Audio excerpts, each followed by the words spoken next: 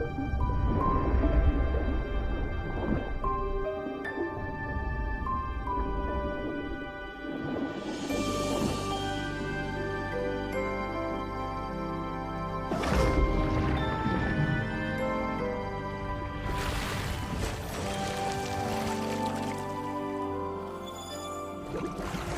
mo na ba ulit ang lalaking nakatakda para sa'yo?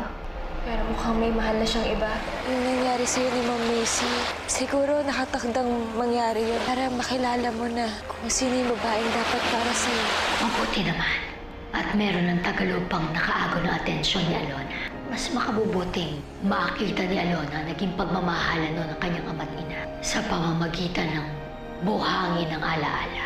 May alam ka ba sa panloloko sa akin ni Macy? Sinakita ko si Ma'am Macy sa parking lot ng isang araw. Ikahalikat po siya yung mga lalaki. Hindi ko kayang mawala sa akin si Kevin. And I'm sure nagsumbong na sa kanya si Pearl. I want Kevin back.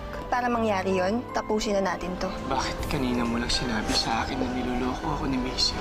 Wala po